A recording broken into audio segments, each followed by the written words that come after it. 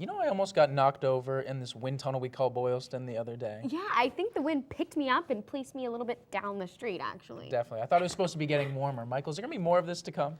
Yeah, I was actually having trouble getting to class myself yesterday. So let's take a look at the weather for today, and hopefully that wind will turn down for us. So today, even though the sun is up, the temperature is down.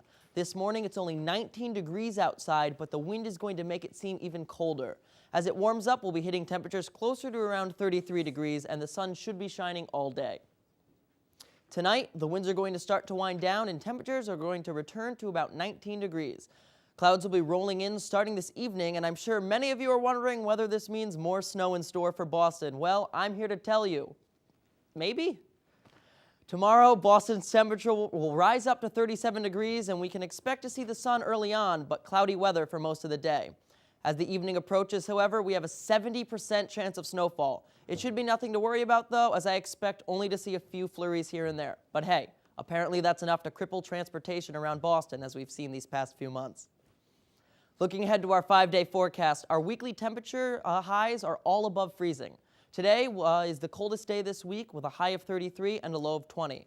Tomorrow, things are going to warm up to about 37 degrees, but like I said, we could be in for some snow in the evening.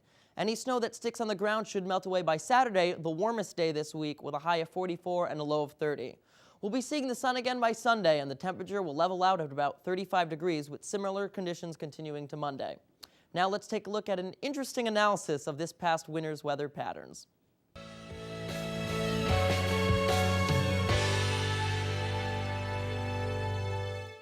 Think this winter's been cold? Well, think again. The National Oceanic and Atmospheric Administration says that this past winter was 1.42 degrees Fahrenheit above the 20th century average for all land and ocean areas. The previous warmest winter was in 2007, though we've only capped that record by 0.05 degrees.